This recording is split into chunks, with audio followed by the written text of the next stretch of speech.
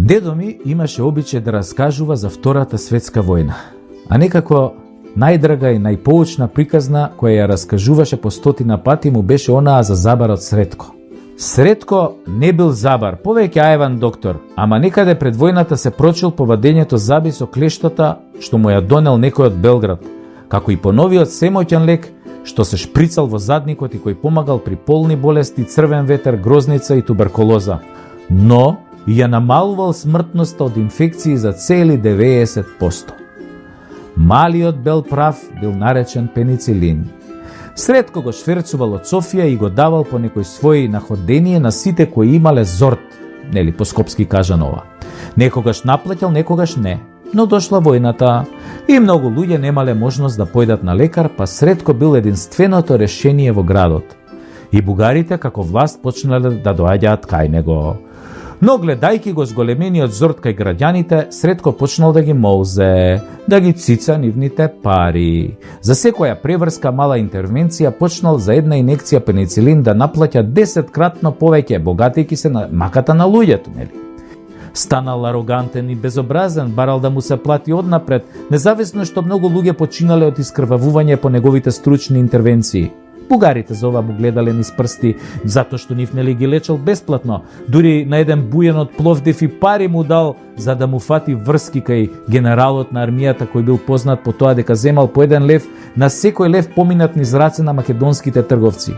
1 лев за него, 1 за генералот. Ова нешто ви звучи нели и познато од нашата денешнина. Но да се вратам на приказната.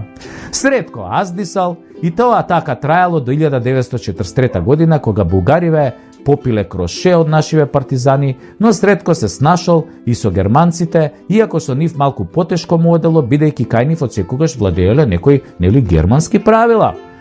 Арнама завршила војната и Сретко бил среќен како воен профитер, многу луѓе отишле јабана, но тој немал никаква одговорност. Па војна е мајката, во нервна состојба секој се снаоѓа како знае и уме. Ама не било баш така. Новата власт, овие партизани веко дошле не цицале весла. Откако го заробиле бугарскиот генерал познат по 1 левче за уџепчи и го обесиле на првата водњанска цреша, неколку граѓани од Скопје го посочиле Цветко дека во војната се збогатил ко приватна болница сега во 2020 година. Сретко ко Сретко, пробал да ги лечи и партизаните од сифилис, пробал да даде нели половина од се што имал, пробал се и се што, ама ретко кој партизан имал сифилис, а мито не се земало, а за се и се што добил квалификација воен профитер и бил обесен до генералот на црешата со одземање на целиот стекнат имот. Така кажуваше дедо ми. А дедо ми, да ви кажам, беше за верување. Имаше 10 ордени тамо за храброст и народни заслуги. И велеше, онаа власт која ќе овозможи докторите, болниците или тие што се задолжени да помагаат на луѓето во вонерна состојба, војна, поплава, епидемија, да се збогатат на маката на тие луѓе, додека тие луѓе умираат, треба заедно со сите други војни профетери да завршат предстрелачки вод за само еден изгубен живот. Еден живот е важен, велеше дедо ми, само еден, и за него треба да бидат казнети. Приватните болници во оваа наша вукојебина изгледа дека профитирале за време на пандемијата со COVID преку 100 милиони евра. Не примаа болни без аконтација од 12.000 евра, а умреа 6.000 луѓе досега. Поголем дел од времето беше прогласена вонредна состојба. Излажаа дека ќе отстапат Мала Богородица за лечење на државното здравство, ама ништо од тоа. Со нив профитираа и лабораториите за проверка и тестови на COVID-19, која секаде низ Европа беше бесплатна и се делеше на народот. Државата се ова го овозможи. Народот собираше пари со SMS пораки и бевме сведоци на многу агонии и смрт преку социјалните мрежи. Многу другари и пријатели ни отидоа. Некој треба да одговара за ова еден ден и да помине исто како оној Сретко од приказната. Ако може Порше, Facebook, Елон Маск да ги плаќаат своите милионски казни на државите кога ќе се огрешат од законот, може и приватните здравствени институции истото да го прават. Во 2020 не правеа профит. Повеќе тоа беше данок во животи и данок во крв. Така е по сите меѓународни конвенции. Само се чека сега некој друг да повлече некаков потек во врска со ова. Да повлече потек некогаш, било кога, еден ден, некој со срце. На Македонија не и се дига. Ништо не и се дига. Ни моралот, ни знамето, ни гордоста, ни наталитетот, ни стандардот, ни платите, ни здравствената заштита. Ништо не и се дига на Македонија. Затоа што во Македонија расте осмиот патник, оној опасен, монструм од филмот Alien, кој кога тогаш како во филмот ќе излезе од градите македонски ќе се стори чудовиште кој ќе не изеде и изеде сите. Односно, тие што нема да ги изеде, ќе ги изебе за да излезат нови чудовишта кои ќе најадат сите преостанати додека не снема. Барем тоа бил планот, така сум слушнал.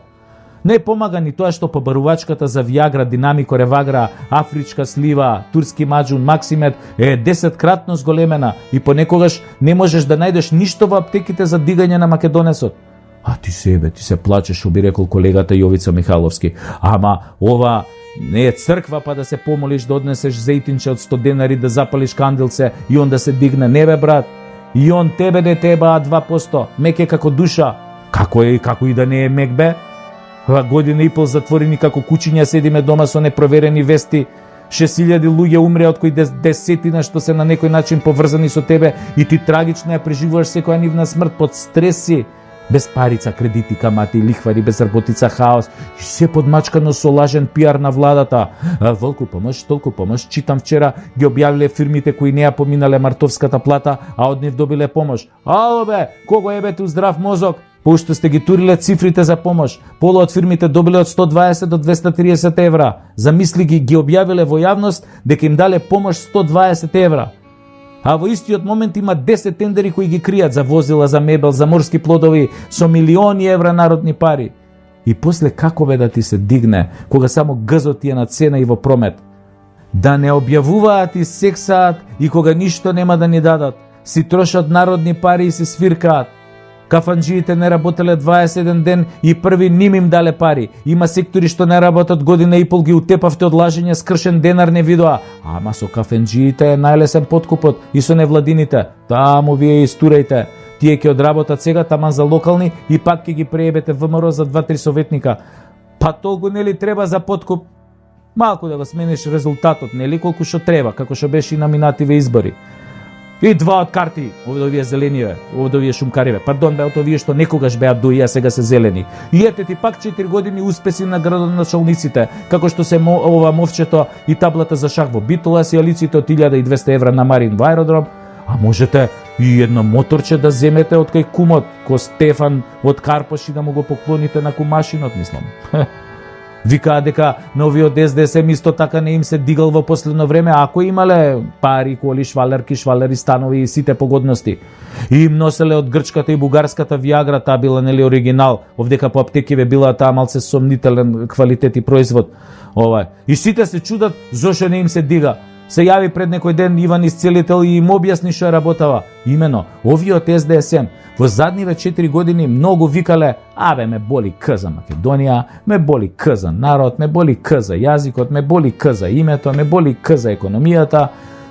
Тогаш според Иван Исцелител се јавувал, вика, плацебо ефект. Стварно кога мислиш дека те боли К, и тогаш почнува слабо да ти се дига. Ако ги имаш сите погодности. И кога ќе ти текне дека и Рашко викаше, Дудушан викаше ме боли Стојко, и Дон Мијалков исто викаше дека го боли, и тогаш некако слабо ти се дига. А кога ќе ти текне дека и Миле ми текна се на К ставаше, ама него он го изеде и без Виагра, мислам психата него губи и сега не му се дига и на него. Па другари од власта, не ебеме ние, ама нема да ебете и вие, бидејќи сите сме сјебани од вас во мозокот. А кај што работи мозок, таму Виагра не помага. За мозок има едни други апчиња, ама и тие не помагаат секогаш и кај секому.